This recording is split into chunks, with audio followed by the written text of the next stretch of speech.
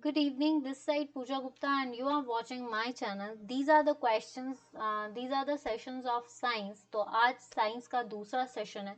Please जो भी science के कैंडिडेट्स हैं NEET TET TGT I request everyone to share these contents of the questions, share this questions with everyone. जितने भी लोग यहाँ पे साइंस की क्लासेस देख रहे हैं, हाई लेवल भी है लो लेवल भी है, आपको सब कुछ देखना है. क्वेश्चंस इस बार बहुत टिपिकल आ रहे हैं, तो प्लीज कोई भी मार्क्स ना कटाना. नीट टैट टीजीटी सभी के लिए ये जो सेशन है ये बहुत जरूरी है. तो अगर आपको इस चैनल पे सब चीजें मिल रही है एंड यू आर सेटिस्फाइड और अगर आपको हमारी मेहनत दिख रही है, तो प्लीज मेरी आपसे रिक्वेस्ट है कि जितना हो सकता है वीडियोस को शेयर कीजिए. आप शेयर करोगे तो जितनी जल्दी आप शेयर करोगे उतनी जल्दी जो है आप मुझे लाइव पाओगे. मेरा मेन मोटिव है कि लाइव आकर जितनी देर मैराथन्स ले सकें, जितने पेपर्स अभी कमिंग है उन सब में जो है हम 3-3 घंटे का कंप्लीट कोर्स चला सकें जिसमें जो है आपकी तैयारी करें. मैं अपनी तरफ से पूरी कोशिश करूंगी और आपकी पूरी मेहनत में आपका साथ दूंगी. ठीक है, पूरी मेहनत में साथ देने के लिए तैयार हूँ. अगर मेहनत दिख रही है तो प्लीज आपसे रिक्वेस्ट है कि देखते हैं आप कि आप कितना वीडियोस को शेयर करते हो, कितनों को रिकमेंड करते हो और कितनों के साथ कितना वीडियो को लाइक करते हो. तो यही मेरी अरदास आपसे रिक्वेस्ट है, क्योंकि अगर आपने वीडियोस को लाइक शेयर नहीं करोगे मेरी मोटिवेशन खत्म हो जाए. मैंने बोला कि मैं आपके साथ 3-3 घंटे आपकी तैयारी करवाने में आपके साथ रहूंगी, लेकिन उसमें आपका एक मोटिवेशन और एक इंस्पिरेशन भी चाहिए, आपका साथ चाहिए. अगर आप साथ दे रहे हो तो मैं आपके साथ जो हूँ हमेशा के लिए आपके साथ देने के लिए तैयार हूँ. अपनी तरफ से कोशिश पूरी करूंगी आपको सेटिस्फाई करना है. आप सेटिस्फाई हो तो आगे रिकमेंड कीजिए प्लीज. और अगर कोई गलती होती है तो माफी चाहो. कई बार बोलने में हमें गलती हो सकती है, क्योंकि जब हम पढ़ा रहे होते हैं तो कई बार वर्ड स्लिप हो जाते हैं. वो भी मैं कोशिश करूंगी कि वो भी गलती ना आए. चलिए, नेक्स्ट क्वेश्चन है आपका. Efficiency of the catalyst depends upon its. These are the chemistry sessions also. Chemistry भी है, फिजिक्स भी है, बायो भी है. मिक्स क्वेश्चंस है, पुराने पेपर्स हैं. आने वाले टाइम पे पहले पुराने पेपर्स और फिर रिसेंट जो है क्वेश्चंस को डील किया जाएगा. Efficiency of catalyst. कैटलिस्ट क्या होता है, मैं अगर आपको सिंपल लैंग्वेज में समझाऊं तो कैटलिस्ट इज अ बेसिक आग लगाऊ फैक्टर, जो खुद तो आग लगा कर चला जाता है और खुद अब उसको कोई असर नहीं होता. मैं इस तरह से, that is to speed up the reaction without affecting या विदाउट डिस्टर्बिंग दैट सेल्स, या अपने आप को डिस्टर्ब नहीं करता, अपने आप में कोई चेंज नहीं लाता, लेकिन रिएक्शन को स्पीड अप करता है. उसमें कोई चेंज नहीं होगी. रिएक्शन को स्पीड अप करने के लिए हम क्या यूज करते हैं, कैटलिस्ट. और बायो में हम यूज करते हैं bio catalyst, that is enzymes. Enzymes भी जो हैं वो कैटलिस्ट का काम करते हैं और एंजाइम्स जो हैं ये बायो कैटलिस्ट का काम करते हैं. ठीक है, अब कैटलिस्ट मैंने बता दिया कि आपको दोनों फैक्टर्स होते हैं. कैटलिस्ट मींस जो स्पीड अप कर रहा है, जो रिएक्शन को बढ़ा रहा है. सिंपल लैंग्वेज में नहीं होता. आग लगाओ फैक्टर, आग लगाई, बीच में दो लड़ाइयां कर रहे हैं और आग लगाकर खुद तो चले गए और आग को भड़का गए. अब कैटलिस्ट दो तरह के होते हैं, एक होते हैं होमोजीनियस और एक होते हैं हेट्रोजीनियस. होमोजीनियस जब सेम फेज, जब रिएक्टेंट्स और कैटलिस्ट का सेम फेज होगा then it is homogeneous. Heterogeneous जब कैटलिस्ट यानी रिएक्टेंट और कैटलिस्ट का डिफरेंट फेज होगा then it is called as a heterogeneous. अब जो एफिशिएंसी है कैटलिस्ट की वो किस पे डिपेंड करती है. कैटलिस्ट कब रिएक्ट करता है, कैटलिस्ट तभी रिएक्ट करेगा जब फ्री स्पेस होगा. जब फ्री स्पेस होगा तो वो उसके साथ जुड़ेगा. तो it depends upon the number of molecular state, कि उसकी मॉलिक्यूलर स्टेट क्या है, मॉलिक्यूलर साइज क्या है, उस पे डिपेंड करेगा. फिजिकल स्टेट पे, मॉलिक्यूलर स्टेट पे, या उसका अमाउंट. देखिए, नंबर ऑफ फ्री वैलेंसीज भी हो सकती है, पर जितने फ्री आयंस फ्री मूव करेंगे उतना ज्यादा जो है उसकी एफिशिएंसी होगी, यानी molecular state. Which one of the fuel causes minimum environmental pollution. इसमें से सबसे कम एनवायरमेंट पॉल्यूशन कौन करता है, केरोसिन नहीं. Hydrogen it's a clean fuel. Then it is called आपका कोल, या आपका डीजल. डीजल सबसे ज्यादा करता है, कोल भी सबसे ज्यादा करता है. जो क्लीन फ्यूल है दैट इज हाइड्रोजन. हाइड्रोजन जो है ये सबसे ज़्यादा इन्वायरमेंट पॉल्यूशन कम करता है, लेस करता है, क्योंकि जब हाइड्रोजन को तोड़ो तो then it forms water vapours and water vapours are clean. So hydrogen is a clean fuel and it causes minimum pollution. Halogens belongs to, halogens कौन सा ग्रुप होता है? ग्रुप 17. ठीक है, ग्रुप 17 जिसमें सबसे मोस्ट इलेक्ट्रोनेगेटिव कौन सा होता है? Fluorine.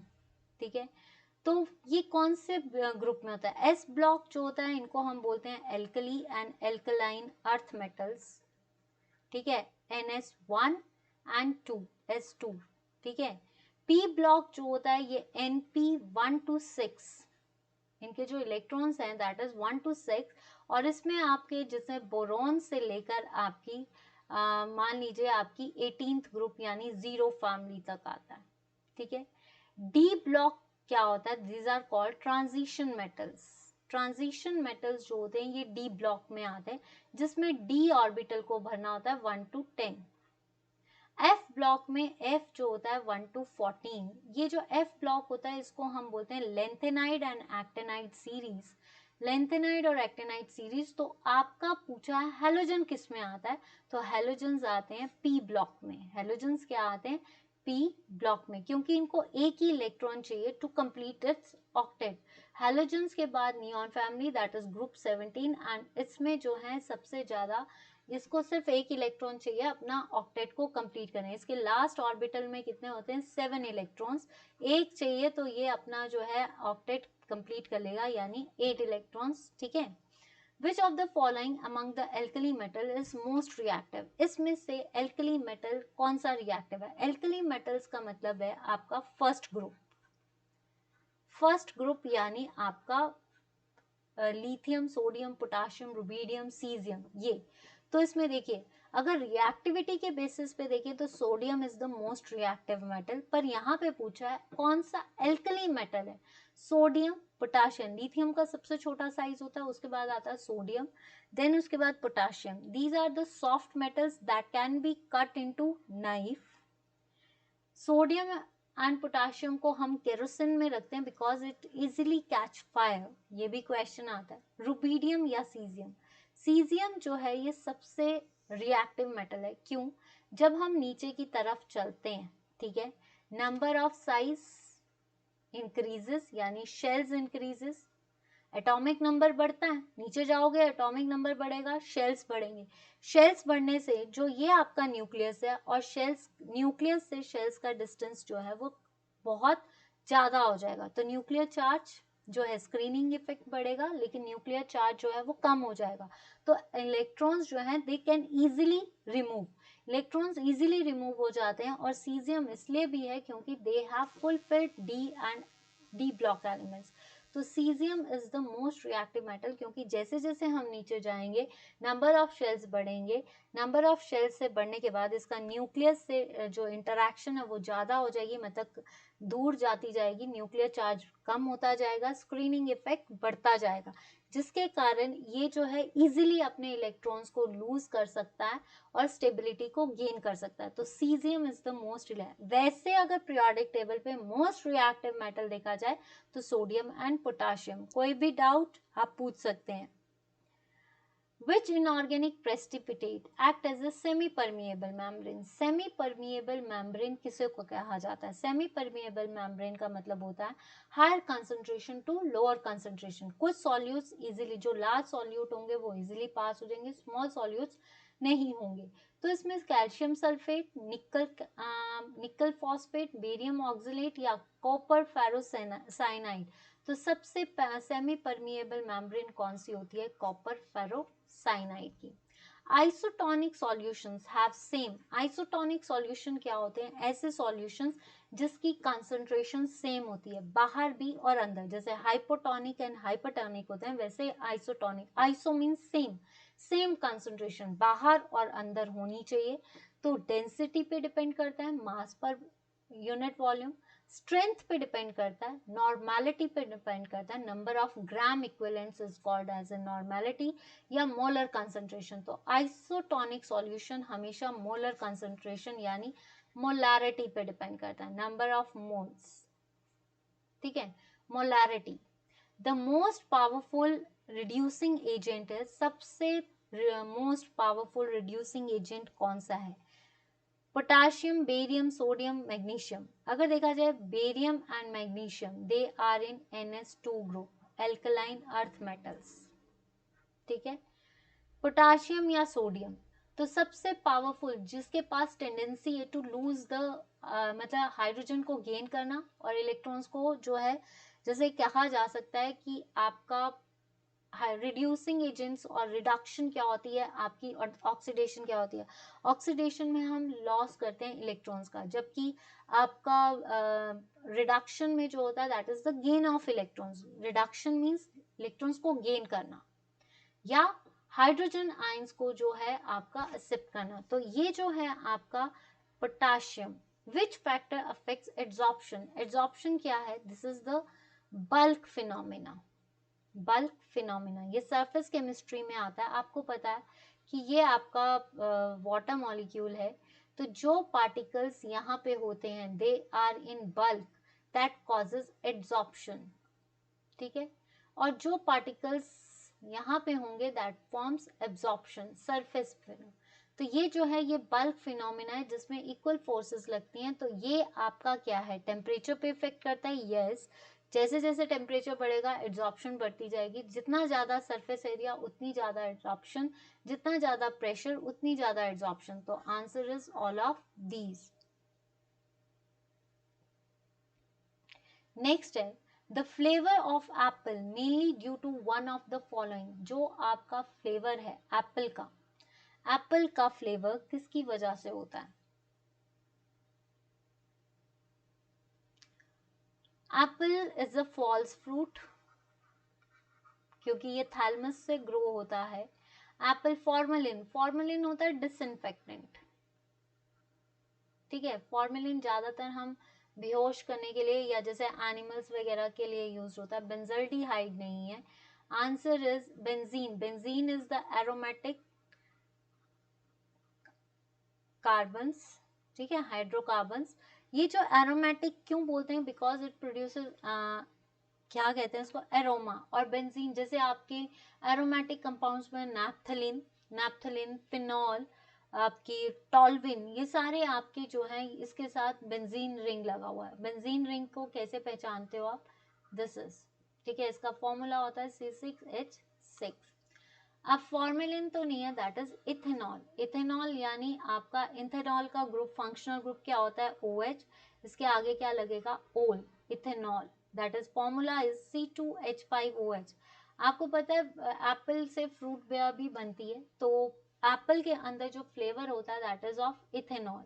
What is agent orange? Agent orange जो है ये वियतनाम वॉर में यूज की गई थी, ठीक है। वियतनाम वॉर को में जो है एजेंट ऑरेंज को यूज किया जाएगा। It is bio fertilizer. तो बायो फर्टिलाइजर्स में हम जो फर्टिलाइजर्स आपके बायो लिविंग ऑर्गेनिज्म से बनते हैं, तो आपकी जैसे वर्मी कंपोस्ट, ठीक है, आपकी कंपोस्ट, बायो फर्टिलाइजर में हम अजोला को भी यूज करते हैं, ठीक है। वीडेसाइड दैट इज फर्टिलाइजर्स आपके NPK, यूरिया, सुपर फॉस्फेट, ये सारे आपके फर्टिलाइजर्स हैं जो आपके फैक्ट्री में बनते हैं। इंसेक्टिसाइड्स, तो ये जो है ये है आपका वीडेसाइड। जो एजेंट ऑरेंज है दैट इज योर वीडेसाइड यानी हर्बिसाइड्स, ठीक है। इससे जो है अगर एजेंट ऑरेंज को अगर हम ग्रास्प कर लेते हैं तो हमें पार्किंसन डिजीज या डायबिटीज हो सकती है। The pungent smell of garlic, garlic लहसुन, उसकी स्मेल किससे होती है? फॉस्फेट कंपाउंड्स नहीं, नाइट्रेट कंपाउंड्स नहीं, क्लोरीन कंपाउंड्स नहीं। Answer is sulphur compounds. Onion में भी जो आपको आंसू आते हैं that is because of sulphur, presence of sulphur. तो गार्लिक और अनियन में कौन सा कंपाउंड होता है? Sulphur. Next question, the falling solution is used for the detection of, falling solutions किसकी डिटेक्शन के लिए यूज होता है? फैलिंग जो होता है that is always used for reducing sugars, sugars के लिए। प्रोटीन्स का बिल्डिंग ब्लॉक है amino acids, how many amino acids are there? 20. Lipids नहीं. स्टार्च, स्टार्च के अंदर क्या होता है? Amylase and amylopectin. और स्टार्च को चेक करने के लिए हमारे पास है आयोडीन सॉल्यूशन जो ब्लू ब्लैक कलर करेगा. तो फैलिंग सॉल्यूशन जो है वो ग्लूकोज यानी रिड्यूसिंग शुगर्स के लिए यूज होता है. बेंडिक सॉल्यूशन भी इसके लिए यूज होता है. Which of the following is not an eukaryotic organism? इसमें से eukaryotic means आपका जिसके अंदर ट्रू न्यूक्लियस है, जो न्यूक्लियस का होता है, जिसके अंदर न्यूक्लियस होता है. You means true.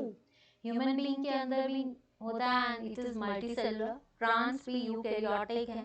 ठीक है, आपका न्यूक्लियस होता है. ईस्ट या फिर बैक्टीरिया. ईस्ट भी है. Answer is bacteria. Bacteria is prokaryotic क्योंकि इसके अंदर क्या है? False nucleus.